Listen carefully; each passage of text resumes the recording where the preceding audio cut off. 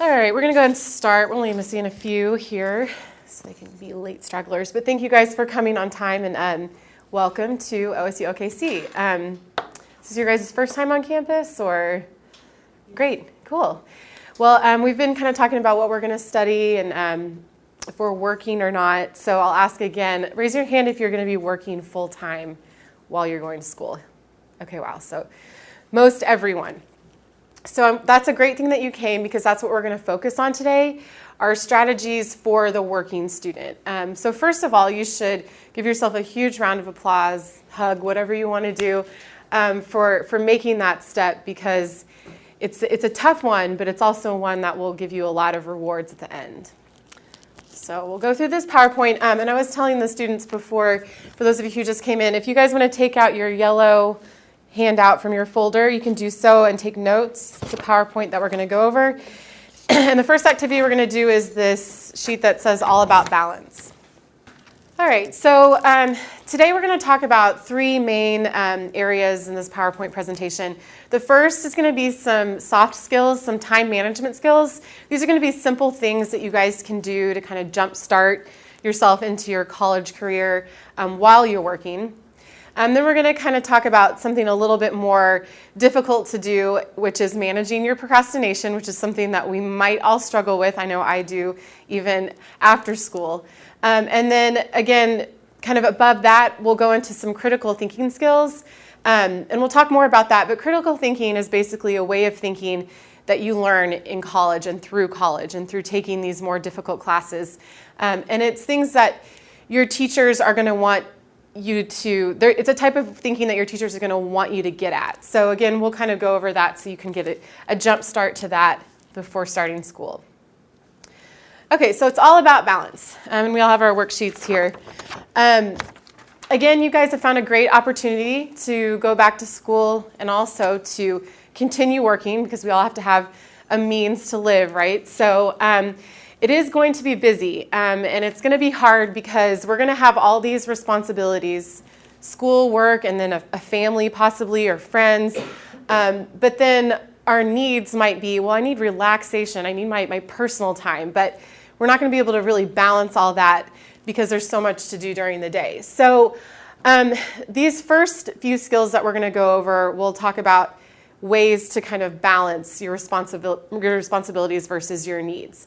So if you'll take out, again, your worksheet, and on this right-hand side, under the arrow that says, or excuse me, on this left-hand side where the arrow is pointing up, where it says my responsibilities, go ahead and make a list of everything that you guys feel is a responsibility on your plate right now. That could be school, work, family, but even beyond that, it could be taking care of my dog, cleaning my house, doing another side job, anything that you feel is a priority of yours at this time.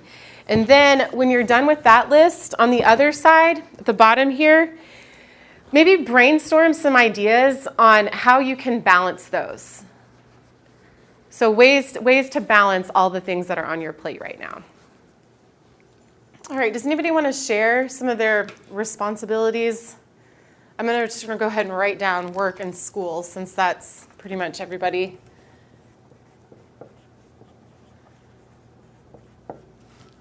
In this room.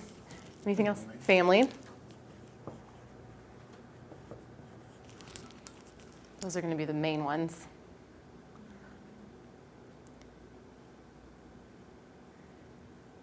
Anything else smaller? Helping siblings with homework. Yes, okay, so helping siblings. Yes. House Cleaning, doing laundry, cooking, exactly. Just going to categorize this.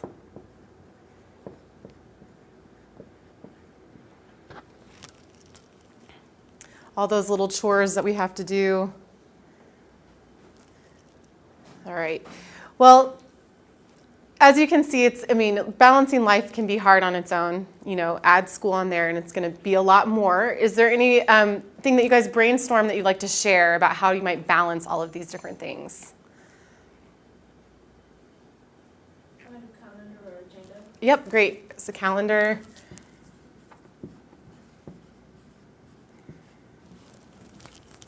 Having those tools are always good. I believe at the very first of school, they will be giving out free academic calendars. So there will be a point that we can get one here at OSU-OKC. Anything else? Okay, well, we'll talk about these then. There's some ideas that I have for you guys. And by the way, I don't think I introduced myself fully. My name is Kyle Colmia, and I am the director of the Student Success and Opportunity Center, which is this floor right here. This is where you can get tutoring, come to a workshop, come to the writing lab, and we'll talk more about those services later, but that's who I am. So if you ever need me, I'm just on this floor all the time. But okay, so balancing your responsibilities. So being organized, this kind of goes back to this idea of getting a calendar. It's really important. How many of you guys, raise your hand if you're coming back to school? Okay, so about half of you guys. Okay, so if it's been a while since you've been to school, or even if you're coming to school for the first time, it's really, really, really important, and we helped you guys get a jump start on this, to have a folder for each class, at least one, and then label that folder. I know it sounds kind of simple, but it can really get messy if you try to get all of your papers together from all your classes and then you can't find anything. So really try to separate your notes, separate your handouts from each class with a folder, and then also a spiral notebook for taking notes. So just make sure that's all separate. And keep everything in one place, whether that be at home or in your office. Make sure that everything's kind of together. Again, get a calendar, whether that be one of those spiral calendars or just a big calendar you can mark on whatever kind of floats your boat. And mark, important projects, test dates, anything that might be going on, just so you can kind of have that idea in mind that it's coming ahead. Also, if you're taking, so don't spend all of your time on one course. Organizing your time too, and we'll talk a little bit more about this, but organizing your schedule so that you're not spending all your time on one course, that you're kind of spreading out your time evenly throughout all of your courses. Anything else you guys can think of as far as getting organized? Any tips you guys might have done in the past?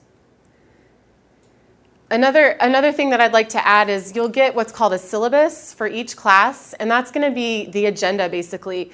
It's going to have a lot of kind of academic rules and things that the campus follows, but it's going to have a list of all the things that you're going to be doing in the semester in that class. If you have a folder, which you should have a folder for each class, put your syllabus on one side and then everything else on the other, because your syllabus is going to be kind of like your Bible for that class. It's going to be your reference for basically everything. So that's another just a really important tip that I did as well in college. Also, flash drives are important to get. That will help you organize digitally. The second tip that I have for you is create a flexible schedule. So there are definitely going to be times during the day, during the week, that you have to be places. We're going to have to be at work during the times that we're scheduled to work. We're going to have to be in class during the times we're scheduled for class. However, outside of that time, whether that be in the morning, in the afternoon, or the evening, when can you schedule in time to study? Is that maybe 2 hours after dinner or 2 hours before dinner? Kind of what is your schedule going to look like for you? Try to think of that and kind of either mentally or write it down what that schedule might look like. However, you're going to want to make sure that the schedule is flexible, because obviously things come up in life. So, a random errand might come up, or something for work might come up where you have to stay longer. You might have to switch that schedule around. So say your study time is between 7 and 9 p.m. every evening. However, you ended up having to work late. So you worked through part of that study time. Well, if you just take maybe an hour then, maybe from 8 to 9, and then the next day you add on another hour of that study time, that's kind of what we mean by creating a flexible schedule. And then in addition to that, communicate your schedule. This is going to be an important one. You guys are unique individuals to be going back to school, working, having another life kind of outside of school. And again, that's a unique situation. Some people may definitely celebrate that, but may not totally understand the hectic schedule that is. So whether that be your friends or your family or your employer, make sure you're communicating your schedule to them so that they understand kind of when you're going to be in class, when you're going to be in work, and kind of how you have to make this schedule kind of more rigid.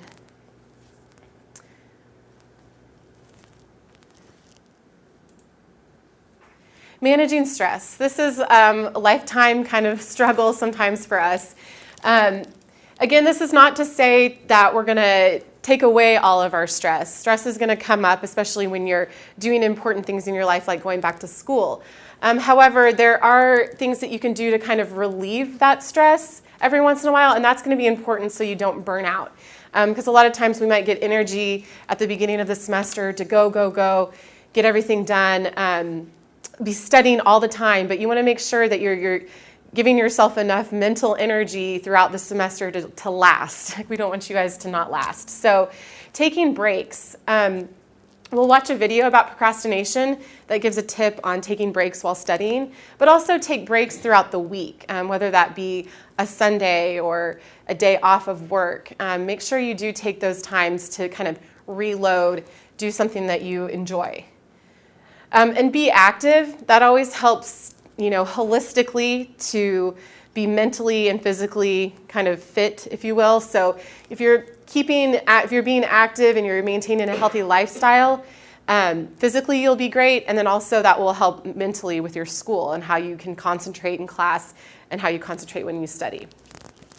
And also exercise is known to reduce stress kind of immediately right away. I also tell students, this isn't in here, but I was given a tip once in graduate school to drink water if I was ever feeling anxious or stressed, because for some reason, I am not a science person, so I'm not exactly sure what the chemical reaction is, but water does help reduce that anxiety about 20 minutes later. So if you're feeling stressed about just anything, you're kind of thinking, oh my gosh, I have so much on my plate, what am I going to do now? Just drink some water, calm down, maybe go for a jog. Everything should feel a little bit better after that. And then again, don't forget to enjoy your life. Again, we don't want to get too bogged down by everything that we can't make it through the semester or we can't still enjoy our lives and our families. And being realistic, that kind of goes along hand in hand with that idea of managing your stress. I say to just take away this Superman, Superwoman myth that we can kind of do everything and get everything done that we had, scheduled during the day. And while that's great if you can, if you can't, don't beat yourself up for it. Just know that you guys are doing, again, something great by chasing your dreams and going back to school, but also don't be so hard on yourself that you can't, again, take those breaks or manage the stress that you need to kind of still enjoy your life. And also being thankful that you have the opportunity to get an education and to make a living at the same time. Remembering your goals, this is a big one. It seems simple, but sometimes it's very, very hard for us when we get bogged down in a semester or in a busy time at work to forget the big picture. So this is kind of always about remembering what the big picture is, remembering that eventually you will get to the graduation day, or you will get to that day when you can go transfer your credits, or whatever your future goals may be, or maybe jump up in that career level that you're interested in doing. So always just kind of keep that in the back of your mind, maybe when you're feeling too stressed about things. And the last one is know that it can be done. So just remember that there have been people before you that have done this as a non-traditional student, and so you definitely can succeed. And we'll give you as many resources as we can to help you do that, but definitely have confidence in yourself and know that you guys are doing a great thing.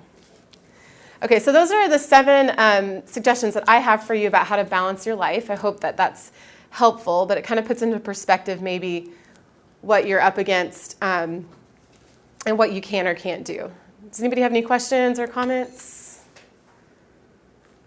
Okay, now we're going to talk about a fun topic, procrastination. Does anybody feel like they struggle with procrastination? I do, definitely. It's hard. I do a workshop series here on campus, and I dedicate one whole one to procrastination. And it was really interesting doing research for this workshop because I learned a lot about myself as a procrastinator and what it is. I always thought it was something that was just a fault of mine, when in reality it's kind of this mental block that a lot of us have. So I wanted to just show you this video to kind of start off. Let's face it, You're likely watching this video in an effort to avoid some other task. You're procrastinating to learn how to stop procrastinating. But the clock is ticking, so why can't you seem to stop? Though the psychological causes are still debated, there's a human tendency to over or underestimate the value of a reward based on its temporal proximity. This is often referred to as temporal discounting. For example, if I offered you $100 today or $110 in a month, most would take the 100 and run. But what if, instead, I offered you $100 in a year or $110 in a year and 1 month? Suddenly you might say to yourself, if I can wait a year, I can wait the extra month. But the time and value difference are the exact same in each example. It turns out that human motivation is highly influenced by how imminent the reward is perceived to be, meaning the further away the reward is, the more you discount its value. This is often referred to as present bias or hyperbolic discounting. So being on Facebook, Reddit, Twitter, or YouTube is more rewarding than a perfect score on your test until temporal proximity increases the value of a good mark on your test and you cram all night. On top of this, every time something enjoyable happens, you get a dose of dopamine, which modifies the neurons in your brain, making you more likely to repeat the behavior. The problem is, video games or browsing the internet provide many small, quick, and continuous rewards, unlike your term essay, which is a one-time future reward. So how do you overcome the intrinsic urge to put off so many tasks?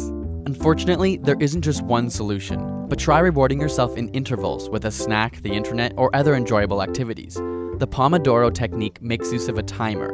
Work for 25 minutes straight, and when you're done this, give yourself the reward in a 5-minute break. Then start the working clock again. Gradually increasing the amount of work time you put in will improve your high-level executive functioning. Acknowledge your procrastination. Your future self will procrastinate. It's been shown that creating a self-imposed, costly deadline is an effective way to manage your working habits, with externally imposed deadlines being even more effective. Also, try and enjoy the process of achieving something. Instead of thinking only 20 more minutes of torture, try thinking I'm doing something great or I enjoy being productive. To the same token, make a list of the reasons you want to complete the goal. Reinforcing that you want to do it minimizes indecision. Oftentimes, procrastination is a symptom, not a cause, and the power of being properly motivated can take you far. Finally, if you can, remove the temptations. Turn off the internet, uninstall your favorite game, or work somewhere else. Putting obstacles in the way of your procrastination tools can be a great trick to keep you on track. So I like that idea of when you're studying to do it for 25 minutes and then take a 5-minute break or however long you want to do it. But those breaks will be important for your mental state, just so that you're able to kind of keep that energy up. Okay, so there's a procrastination quiz that sometimes I do have students take. We don't have time to do it because it's pretty lengthy, but if you're interested in taking it online, I can show you the link for it. There's 6 types of procrastinators. So everybody kind of has a different style. It's kind of like your own learning style. Some of us are visual learners or kinesthetic learners. Some of us are procrastinators because maybe we're perfectionists and we don't want to start something because we don't want it to not be perfect. Or maybe we're worriers about things, so we need reassurance and we don't have that, so we procrastinate. Or maybe we're an overdoer. We're doing way too much during our day, so we kind of just procrastinate and do little tasks here and there. I have the overdue procrastinator up here just because that's kind of the box that you guys are going to be thrown in now that you're going to be doing school and work. You're going to be doing a lot. This may not be your personal style at the top, but again, it will be something that you will have to kind of deal with as far as the amount of stuff that's on your plate. So you may tend to find yourself saying no or asking for help. You may assume a lot of different roles as a coworker, as a student, as a family member, and then kind of easily get confused about the priorities. You know, which one's more important? How do I know? You might lack some self-discipline as far as your personal needs go. So maybe you're not taking the time that you need to manage your stress or to relax a little bit. And again, you may find it difficult to relax without feeling guilty or ashamed. So these are, again, characteristics of kind of the overdue procrastinator. We're going to do a little activity called Change the Pattern. I'm going to flip this over. Because there are ways to change these patterns of procrastination that we do. And it's not just by what we do, it's how we think, how we speak, and how we act. So all of those combined kind of help us to change that pattern of procrastination. I'm going to give you guys some sticky notes. Blue is going to be for thinking, so changing how you think. Pink is going to be for changing how you speak. And yellow is going to be for changing how you act. Go ahead and write down an idea, a phrase, just a thought, doesn't have to be coherent, just anything you can think of on these sticky notes in relation to these three ideas. And then if you'll just, when you're done, if you want to just come up here and just post it on the wall next to the correct noun, then we can kind of look at our word wall and look at our ideas that we have. Does that make sense? So I'm just going to kind of read through these. So again, changing the pattern on how we think. So we're gonna tell ourselves that we can't do everything, and that's okay. We're gonna ask for help if we don't understand. Ooh, that's a good one. Very good. If you don't understand something, definitely don't be afraid to ask for help from your teachers or from anyone on campus, and learn to say no. Pace yourself, thinking to pace yourself and seeing something completed. So seeing your goals. Turning the TV off. That's a good one too. Taking away those distractors, as they were saying in the video. And asking for favors from family members and being positive. And then, again, thinking positively. Making studying fun. That's a good one too. Again, changing the way you think as, oh, I'm accomplishing something versus this is torture. How we speak, we can, again, ask for help, say no, communicating your deadlines, organizing your deadlines, studying more, having a good attitude, speaking with an upbeat tone. I like that one a lot. So instead of kind of just, oh, I have to do this homework, well, I get to do this homework. And yeah, it's hard, but I'm excited to see where it'll take me. And how we act. Making and following a daily to-do list. Schedule in relaxation time. Ideally we don't like to have to schedule in relaxation time, but in this case it might be necessary. Start earlier, finish earlier. I like that one a lot. That's a good idea. Sometimes it's hard to get up in the morning, but again, the earlier you start, the earlier you may finish for the day. Relax and exercise, thinking positively. And creating study groups, that's a really good one too. Creating study groups, that's one thing that we'll go over here in a little bit, but making sure that you're making friends in school, because you never know when you might have to miss and you may need to rely on them. And also study groups are good because you can bounce ideas off of each other. Great, these are awesome things, and actually go quite well with the suggestions that we give you here in this presentation. So changing the pattern, changing how we think.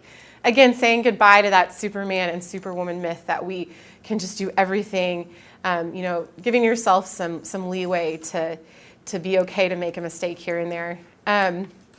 Looking at it as an adventure, school is definitely an adventure. It's something that a lot of people look fondly on when they're done with it. During school, you may not think that way, but if you try to think more of it that way while you're in it, then you might think of it a little bit more positively. Acknowledge the difference between your priorities and your demands. So to me, this means that you may have random demands come up during the day, whether that be maybe a family member is sick and you need to help them, or someone at work wants you to stay longer, or trying to think of another situation, just anything. Maybe a friend wants you to meet them for a movie. These kind of demands will come at you, but that's why it's important to know what your priorities are. So sticking with those priorities as much as possible. Obviously, again, we want to be flexible with our schedule, but knowing the difference between those. Focusing your thoughts on how you can gain control over the situation versus constantly, how is school bogging me down? Well, how can I gain control of my schedule? Thinking how you speak. So again, you guys, a lot of you said not hesitating to say no to say no when it's appropriate. Speaking more positively when you're not working. And then, avoiding characterizing yourself as powerless or overwhelmed. And even if you think it, if you speak it, it might kind of help you change your mindset, if that makes sense. I don't know if you've ever heard that, like, if you're feeling sad or down during a day, if you just smile, even if you don't feel like smiling, then it'll help you feel better. That's kind of how this is. And then changing how we act and making a to-do list, a schedule, following an agenda. Enlisting or hiring help. This is one thing that we didn't really talk about yet, but if you can hire help, babysitters or house cleaners to do it, it may be worth it every once in a while to kind of give yourself that break, or enlisting help from family members for free if they can do that. Creating a backup plan. Again, this goes back to creating a flexible schedule if you need to. And then, again, learning to take relaxation breaks. So procrastination can be managed, but again, it's going to take these three main areas to help you do that. And in procrastination, again, it's more than just not doing what you're supposed to do. It's kind of overcoming these characteristics of,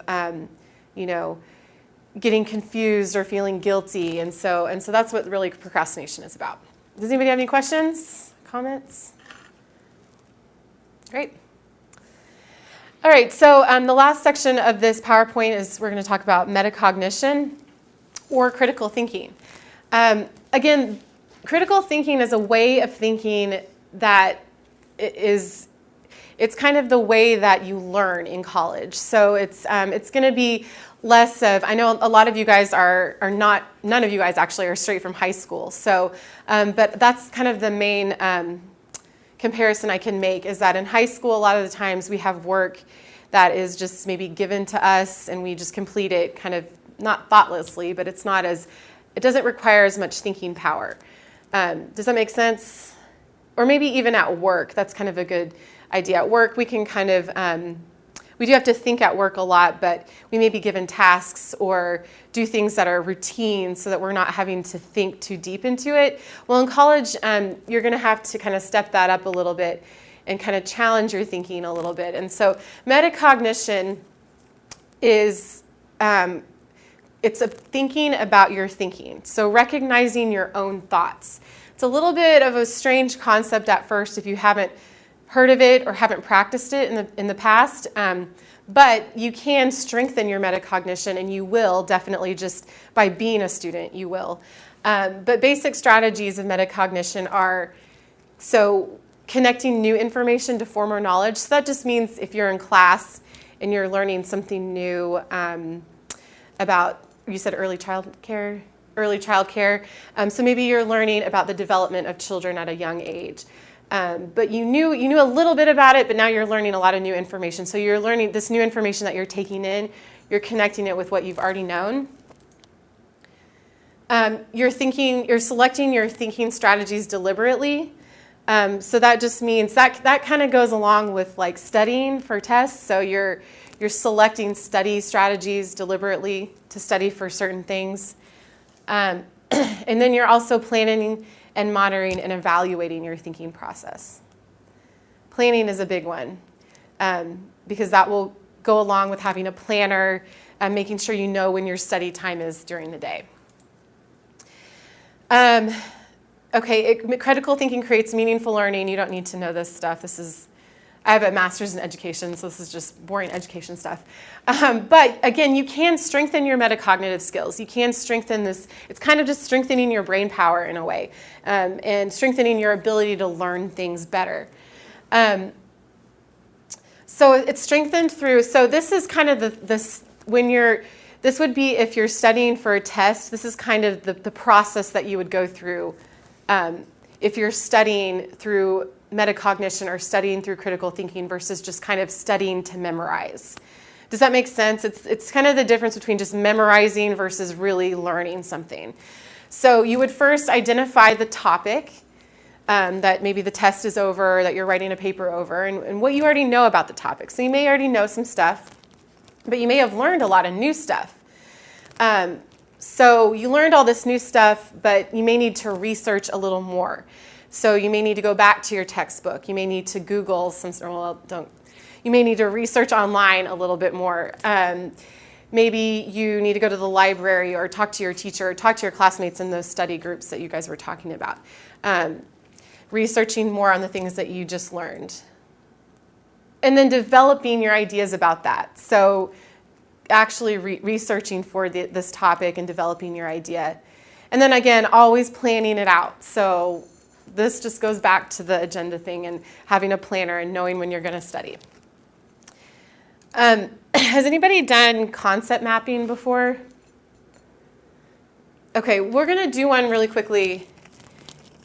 Concept mapping is, well, hold on, is kind of a hot new topic in education, I guess you could say. And it's a way to study or a way to maybe even write it. Well, yeah, you can brainstorm for a paper this way. You may have seen it before. This is an example of what it looks like. It looks just like a bunch of words with lines is what it really looks like. But the idea behind concept mapping is actually pretty difficult. I tried my first one at the beginning of the summer, and I was like, oh, this will be easy. It's just words and lines. But it's actually really difficult because it does take this critical thinking level instead of just memorizing. So the way to create a concept map, again, this is a way to study for a test, a way to study a topic, or a way to write a paper. So that's why I'm telling you guys this, because it'll actually be useful in school. And if you want to, we'll do one here on this board, but if you want to kind of follow along, I gave you guys just like a blank worksheet that you can use to create your own concept map.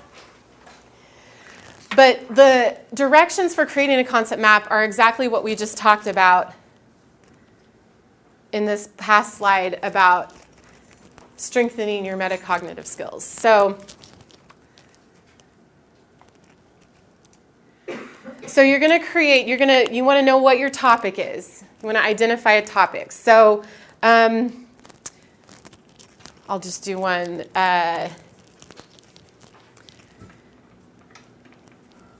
Okay, we'll just do, so how about, how do trees, like trees' actual bark, how do they affect, how do trees affect our lives? The topic that you're doing, so maybe this would be like for a science class. The topic can either be a question or it can be just a general idea. So how do trees affect our lives? So we're going to create a list of words that we already know what trees do to affect our lives. But then we're going to also create a list of things that maybe we need to further research. So what do we know about trees? And it doesn't have to answer this question directly, but what do we just know about trees in general? They provide oxygen. Is that O2? I'll just write it out. Again, I am not a science person, but more generally, what provides that oxygen? It's what part of it? The leaves. The leaves. Actually, I didn't. Okay, so they have leaves. We know that. It provides oxygen. What else do trees provide? Wood, exactly. So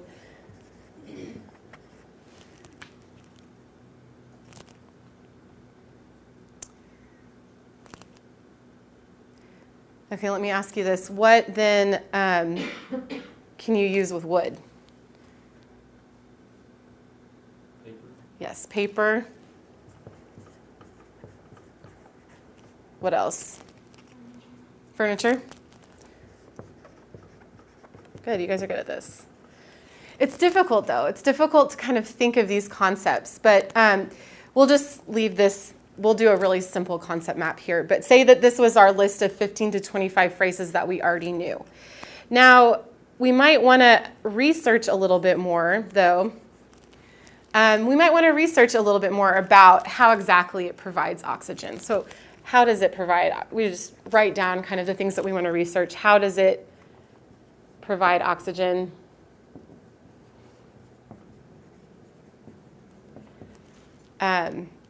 And things like that. And then I also challenge you guys, if you're doing a concept map, to actually write out where you're going to find this information, because that will be important too. So will you be researching this online? Are you going to use your textbook? We'll just say we're going to do it online, or et cetera. Okay, so then we have our list here. Now the next thing to do is create that web-looking thing that's on the example there. So we're going to start off just with the idea of trees in the center there. Now we take these concepts and we kind of stem out of here. So let's focus on these two right here. If we're going to talk about providing oxygen, what do we need to talk about first? The leaves, right? So we kind of make a little stem off here that says leaves. So trees, what leaves? We have to kind of connect our ideas with words. So trees blank leaves. They make, yep, make, have, make leaves, and then leaves blank oxygen, right? So what would you put as your word in between leaves and oxygen? Create. Good. So this is just a simple way. I wanted to kind of make sure you guys kind of got the concept of this. Obviously, concept mapping can be as complicated or as not complicated as you want it to be, but that's kind of the general idea. We also might say trees make leaves, trees have bark, which creates paper and furniture. So that would be another stem off of our concept map here. And then we can kind of see how we're answering our topic question. How do they affect our lives? Well, they create oxygen, and they also create paper and furniture for us. So that kind of goes back to the original question here. Is that kind of making sense? Okay. I just wanted to give you guys this as a study tool because it really does help you strengthen that metacognitive skill that I was talking about, because it forces you to think about what you've already learned versus what you're learning in class that's new. And then it forces you to research more if you need to. So that's that. And if you have any questions, you can always contact me about this. But I did want to introduce the idea of critical thinking to you before you kind of jump into school. Okay, so we're kind of done with that little lesson part here. So some of you said this is your first time on campus, or maybe second or third time. Okay, well, we have a lot of resources available for you guys as students. I clearly think mine is very helpful because I am biased, but this floor, again, is the SSOC. So you're in Learning Resource Center building, the 200 level. And here we have tutoring, we have study skill workshops, which is basically what you guys are going through right now, is a workshop. I do a series throughout the semester that will focus on, again, maybe I'll do a full one on procrastination. We'll do some on active learning, we'll do some on test taking, etc. I have my card in here. If you guys ever if you have a random question, if you're like, I don't understand my financial aid, I may not be able to help you exactly out with that, but I can direct you to the person who can. So SSOC, again, tutoring, any type of academic resources that you might need outside the classroom is up here. But in addition to that, we have a lot of different things. We have testing and assessment. That is where you might be taking some of your tests. I don't know if you guys know what the term proctoring means, but it means it's like you're taking the ACT. You're in a room with other people maybe taking the same test, and somebody's watching you take it to make sure you don't cheat. But you may have to take some of your tests there. You will always know if you do. So your teacher will let you know. And raise your hand if you're taking an online course. Okay, a couple of you guys. So the online courses, the major exams, I would say most of the time, I don't want to say for sure for you guys, but you'll take your test there, the major exams. Financial aid, a big one. Some of you guys might be working with them to work out some loans or some student financial aid issues. That is these are all in the Student Center. So we're kind of the only weird ones that are over here in the Learning Resource Center, but just directly across from us, I'll open the blinds. That building right there, that's the Student Center. So basically everything is over there.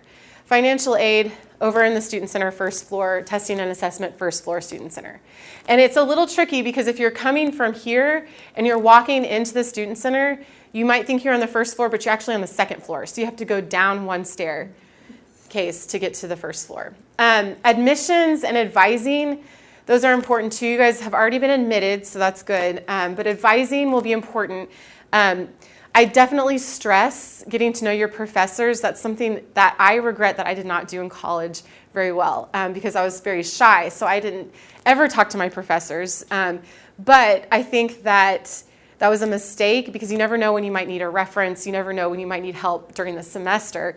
So make friends with your professors, but also make friends with the advisor that you have been assigned to because they're going to be huge in helping as a support system. They're also on the first floor of the Student Center. Registrar is if you are, those are the people that get you out of school. So we all hope that means that you're getting a diploma or you're transferring and not because of an academic issue. But if you have any issues with that, that's the registrar. Since you guys are first starting, you may not be in contact with them as much right now. Project SOAR, that is a program on campus for students who meet a certain income requirement and who are also either a first-generation college student, a student with a disability, and then there's a third requirement, and I'm forgetting it.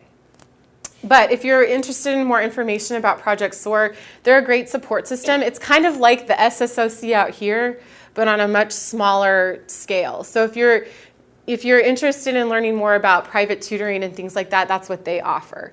Again, you do have to meet a certain income requirement and be a first-generation college student or with a disability.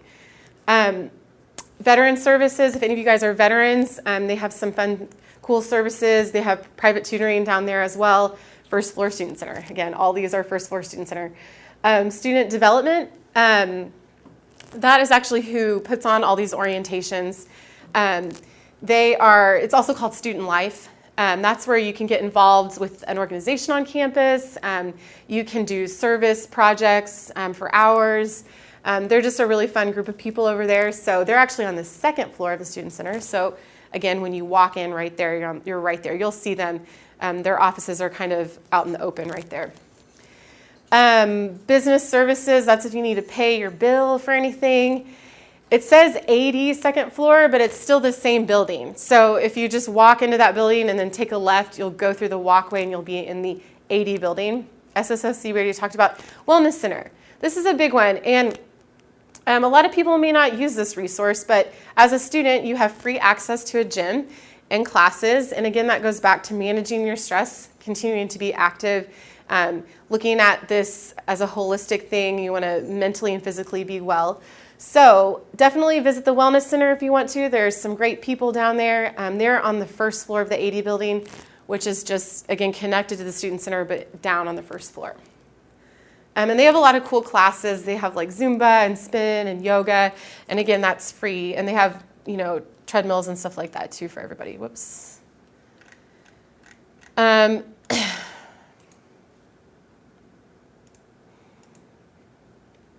Okay, if you guys will just reference your packets really quickly, I'll go over the handouts in here.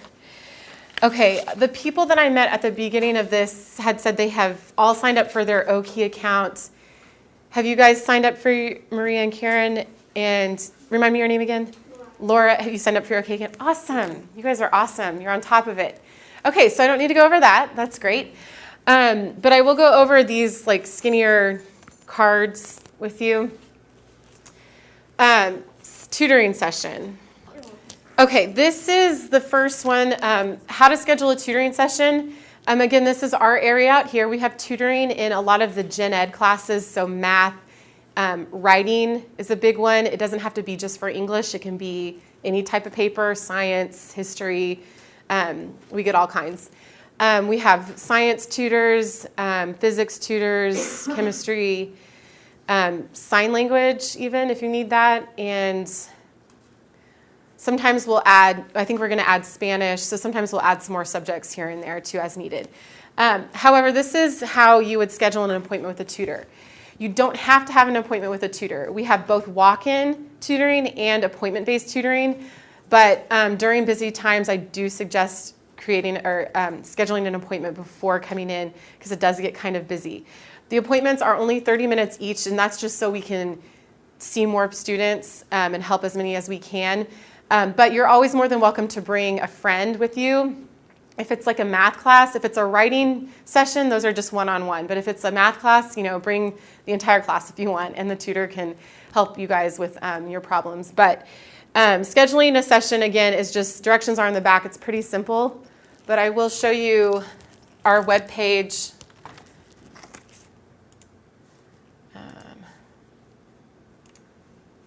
At OSU-OKC.edu, under academics, and then under centers, we are the Student Success and Opportunity Center. Scheduling a tutoring session is just right here, and it just takes you through the steps. The writing lab is separate from the tutoring center, again, because those are only one-on-one sessions, and they're handled a little bit differently than just a math session or a science session. Just because the nature of how paper is versus a math homework, if that makes sense. But you make the appointment in the same way. And if you need help, I can always make it for you or show you how. You can definitely give me a call. Our number is on here. That's actually my office number right there. What else about making an appointment? Oh, and again, feel free to walk in too. We'll definitely try to fit you in if we can walk. If you want to walk in, you may just have to wait a little bit until a tutor is available. Normally, if it's math, then you can kind of grab a tutor here and there, but for writing, you may have to wait. In addition, say I know you guys are going to be working. It may be hard to get up here, but you still need tutoring. We have a great new resource from tutor.com. It's a website, and it's free online tutoring. So anybody that's a student here can access that. You just have to sign up for an account, and there's instructions at tutor.com/OSU-OKC on how to do so. If you have any questions, again, just let me know. Let me go back to here. FYI workshops, that's this orange one here. That was the workshop series I was telling you about that I do throughout the semester. And these are the subjects that we're going to be going over and the dates. They're Monday through Thursday, so for each session, so for each topic, it's Monday through Thursday of that week at noon.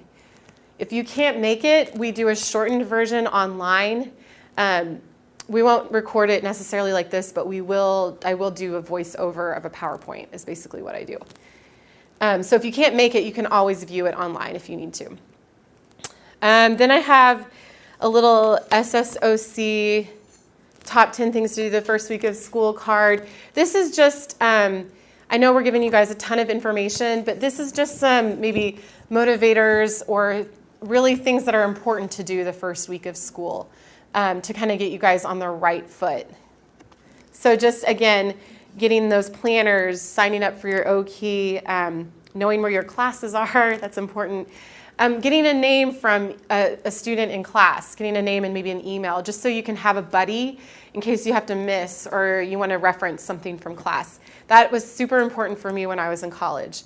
Getting a flash drive, knowing your professor, buying your notebooks and folders and your books, and then deciding to make the most of your college experience. I also have copies, I think, of concept maps and study plans in here. And the study plans are basically just a smaller version of like a calendar and agenda. And this is for you guys to write down if you're going to be studying for a test throughout the week, this is kind of for you to make this plan for yourself throughout the week of what you're going to study and how much time you're going to spend on it. Again, this is good for the working student because you may need to be a little more organized with the work being full-time or even part-time. Things about this. Oh, studies. I do this also because studies have shown that we retain information better. So that means that we store it into our long-term memory and remember it better if we study in small sessions over a long period of time. So like if we study for 30 minutes for 2 weeks, you're going to remember the information better. So that would be 7 times, okay, I can't do that math in my head. Say that's like 10 hours of studying. but you did it over a span of 2 weeks, you're going to learn the information better than if you studied for 5 hours 2 days before the exam, if that makes sense. So that's what this is also to reiterate. And then I'll just end with a little motivational quote by Kenneth Blanchard. There's a difference between interest and commitment. When you're interested in doing something, you do it only when it's convenient. When you're committed to something, you accept no excuses, only results. And this is an important concept to know while you're in school. And it's right here if you need to remember the quote. And also some motivational ideas about how to commit to school on the back. Raise your hand if you've met an advisor or met your advisor. Okay, most of you, good. Oh, great, okay. So again, stick with that person, or if you switch up advisors, stick with them and let them be a guide for you, because they're going to be very helpful, and that's what they're there for. So, one thing I do challenge you guys to go home and do is sign up for Org Sync. This is something that student development, that student life office I was telling you about, they have just launched this on campus, so it's a little bit new to me as well. I'm not as familiar with it as they are. But if you have any questions, I'm sure they'd be happy to answer it for you. But it's kind of like a Facebook, but it's private, and it's only for people who are students here. So it's a way to ask a question if you have a question about an event or a question about a class. It's a way to see all the events on campus that are going on. But here are directions on how to do it, how to sign up for it. I know it's another password, but it's going to be your same password and login as your OKey, so you don't have to memorize a new one. But it is a different website. So again, I'm not as familiar with it, but I know they're really stressing you guys to get signed up for that. So I challenge you to go do that when you get home, or here if you want to use a computer here. And then also Howdy Week is the first week of school. It's just kind of a welcome week. We'll have free food, free stuff going on in the Student Center, second floor at the hub. So definitely stop by and get some of that stuff. Any other questions? I know I threw a lot at you guys, so thank you for coming, later in the evening. But it is important to kind of get started on the right foot, so I do applaud you guys for coming to this tonight. And again, my card is in this folder, so if you do have any questions that come up, feel free to give me a call or an email, and I will help you as best as I can, and we'll get you guys going through school. It's going to be a fun semester, I think.